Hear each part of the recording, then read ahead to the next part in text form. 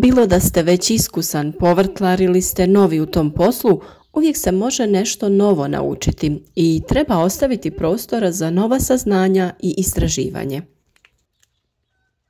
S obzirom da se vremena mijenjaju, pa tako i sama klima i vremenski uslovi, nerijetko se nađemo u novim situacijama i neke kulture moramo uzgajati na drugačiji način ili u drugo vrijeme. Da bi znali šta unosimo u naš organizam, sve više nas se okreće ličnoj proizvodnji povrća, pa tako i sadnica istog. Danas ćemo pričati o uzgoju paradajza iz sjemena, svim koracima koje je potrebno uraditi kako bi dobili kvalitetne plodove.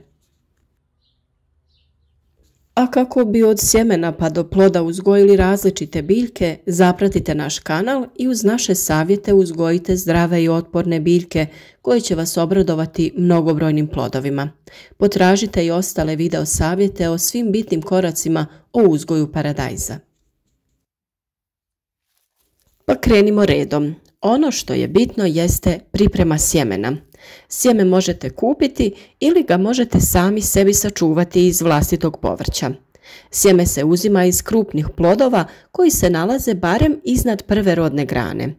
Sjeme je vrlo lako sačuvati, jednostavno ga izvadite iz ploda, isperete pod vodom, ostavite da se osuši i čuvate na suhom i tamnom mjestu. Detaljan video o tome kako na pravi način sačuvati vlastito sjeme povrća naravno imate već u videima na našem kanalu. Ovisno o roku i načinu uzgoja, presadnice povrća se proizvode na otvorenom ili u zaštićenom prostoru, a isto tako kada se radi o samoj sadnji. Uzgoj povrća iz presadnica omogućuje raniju proizvodnju na otvorenom, a time i bolju godišnju izmjenu kultura i bolje iskorištavanje proizvodne površine.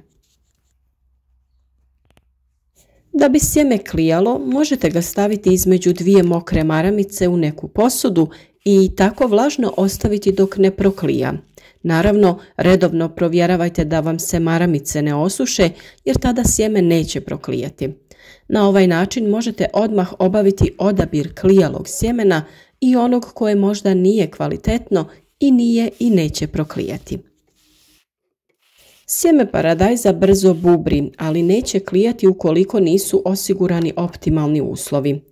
Klijanje će krenuti pri temperaturi od 15 do 25 stepeni, ali najpovoljnija temperatura za klijanje paradajza je od 20 do 25 stepeni. Na taj način će sjeme kvalitetno klijati, a i sveukupna klijavost će biti veća u postotku. Bitna činjenica jeste ta da paradajz najbolje klija u mraku, tako da sjeme slobodno možete prekriti slojem zemlje i nije potrebno da dodajete vještačku svjetlost kao što je slučaj kod nekih drugih biljaka. Pri optimalnim uslovima mlade biljke paradajza trebale bi biti vidljive u razdoblju između 10 i 20 dana. Struktura tla, dreniranost i opskrbljenost biljnim hranjivima uz osigurano navodnjavanje bitni su čimbenici proizvodnje kvalitetnih presadnica. Mi uvijek koristimo supstrat koji je predviđen za sijanje, a može se kupiti i u svakom agrocentru ili poljoprivrednoj apoteci. A za presađivanje, to jest pikiranje, koristimo također zemlju koja je baš za to namijenjena. Mi svoje posijane biljke stavljamo u za to predviđeno klijalište koje smo sami izradili upravo za ovu namjenu. Izrađeno je od stiropola i unutra imate postavljene LED lampice koje sjemenu daju potrebnu temperaturu. U ovim uslovima sjeme će brže i kvalitetnije da proklija, a naravno i nikne. Video o tome kako sami možete napraviti klijalište za vaše biljke sa prihvatljivim budžetom naravno možete potražiti na našem kanalu. Daljnji rast i razvoj biljke paradajza također je uvjetovan temperaturama. Općenito se skladan rast biljke postiže pri dnevnim temperaturama od 20 do 25 stepeni, a noćnim između 13 i 17. Poželjna je ta razlika od 7 stepeni između dnevne i noćne temperature. Nakon nicanja sadnicu paradajza možete presađivati u odvojenu posudu kada ona formira 4 prava lista, a presađivanje u zemlju kada biljka dostigne veličinu barem 30 cm. Sadi se tako da polovica biljke bude u zemlji, jer paradajz duž cijelog dijela pušta korijenje i tako sebi osigurava bolji korijenov sistem i prihranu. Optimalno vrijeme sijanja je baš sada, sredinom februara, da bi svoje biljke u plastenik sadili već u aprilu. A za rasad koji ćete saditi vani na otvorenom, februar je također pogodan mjesec za sijanje. Visinom temperature kontrolirajte rast vaše biljke, sve dok se uslovi ne pokažu pogodni za sadnju na otvorenom.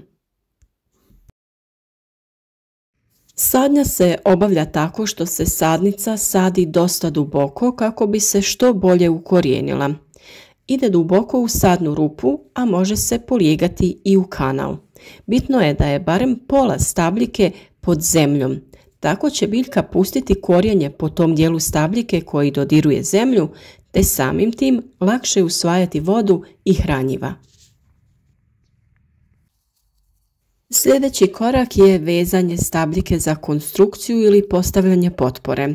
Važno je napraviti dovoljno široku omču oko stabljike kako ju ne bi stezala i otežavala razvoj, te špagu omotavati prema vrhu. Kao što vidite ovdje, imate također i plastične kopče koje su namijenjene baš za tu svrhu. Kako paradajz raste, tako ga lagano omotavate oko špage. Niska temperatura kao i prevelika vlaga utječu na razvoj biljke, ali i na oprašivanje cvjetova u daljnjem razvoju, tako da na to treba obratiti pažnju i regulirati po potrebi. Oprašivanje u zatvorenom prostoru kao i na otvorenom obavljaju kukci, vjetar ukoliko se redovno provjetrava, te se to može raditi ručno laganim drmanjem rodnih grana paradajza. Kada se na prvoj rodnoj grani nalaze zreli plodovi, tada je vrijeme uklanjanja donjih listova kako bi spriječili pojavu bolesti i omogućili prozračnost. Jednostavno oštrim škarama odrežete sve listove koji se nalaze ispod te rodne grane. Uklanjanje se dalje nastavlja na jednak način kako dozrijevaju plodovi na sljedećim rodnim granama. Paradajz pored pazuha lista pušta zaperke koje je potrebno uklanjati. Ukoliko to ne bi činili, dobili bi bespotrebnu džunglu i riskirali bi oboljenje biljaka te smanjen kvalitet i količinu plodova. Zaperke treba uklanjati dok su veličine između 2 do 5 cm. Biljku paradajza najbolje je prikratiti nakon 6. rodne grane, to jest odrezati joj vrh. Ako to ne bi učinili, svaka naredna grana dala bi sitnije plodove, a oni bi oduzimali hranjiva plodovima na nižim slojevima, pa bi samim tim i oni gubili na kvaliteti. Paradajzu nije potrebno previše vode, na primjer kao paprici, ali je vrlo važno redovno zalijevanje. Najbolje je to raditi u jutarnjim satima, 1 litru vode po biljci, a u vrućim ljetnim danima može se to raditi i 2 puta dnevno. Sa količinom vode nije dobro pretjerivati jer samim tim možemo uzrokovati prevelik unos vode te bi plodovi mogli da krenu pucati. Vrlo je važna i pravilna prihrana. Tu u priču dolaze NPK hranjiva. Vjerujem da ste svi do sada naučili šta znači koje slovo i kako se koristi. N je oznaka za dušik i koristi se kod razvoja zelene mase biljke. P je fosfor i on je zadužen za jačanje korijena, ali i ostatak biljke, te pridonosi boljem unošenju ostalih hranjivih materija u biljku. K je kalij i zadužen je za kvalitetan razvoj plodova i njihovu bujnost. Samim tim prema trenutnim potrebama biljke gledamo da taj određeni broj bude u omjeru više zastupljen. Kod intenzivnog razvoja plodova koristimo omjer 10-10-40 sa većim udjelom kalija. Koristite ga prema uputstvu proizvođača koji je vama dostupan. Ovakva kristalonska prihrana vrlo je jednostavna za korištenje. Rastopi se u vodi i sa tim se zalijevaju biljke. Tu je naravno i neizostavni kalcij koji može doći u ovom sličnom obliku, to jest u granulama, rastopi se u vodi i također prihranjuju biljke. Za ovakvu prihranu možemo naći i zamjenu. U prirodi dušik imamo u zelenim masama koje se mogu sijeti kao predkulture i zaoravati, a kopriva je najbogatija i može se koristiti kroz navodnjavanje ili koristiti špricanjem preko lista. Fosfor imamo u gavezu, a kalij imamo u pepelu. Sve o pripremi ovih preparata imate već u videima na našem kanalu. Kalcij je također neophodan, pogotovo u ljetnom periodu. Visoke temperature i suša otežavaju razvoj plodova, a kalcij je najbitniji za njihovu čvrstoću i pravilan oblik i razvoj. Sa njim direktno utječete na zaštitu od vršne truleži plodova. Kada su te visoke temperature, biljci je najbitnije dati folijarnu prihranu, to jest preko lista. Korijen nije u mogućnosti da pravilno usvoji hranjiva iz tla, iako su mu dostupna.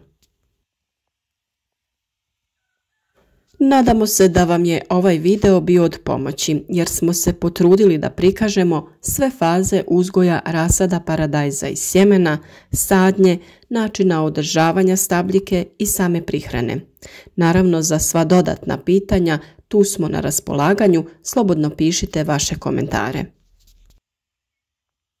Vjerujemo da će mnogima ovaj video biti motivacija da se ipak sami okušaju u uzgoju biljaka, a za mnoge druge savjete o uzgoju voća i povrća zapratite naš kanal i pratite nas u sezoni koja je pred nama, jer ćemo sve da vam pokažemo praktičnim radom kroz naše videe ili pregledajte videe koje već imate na kanalu.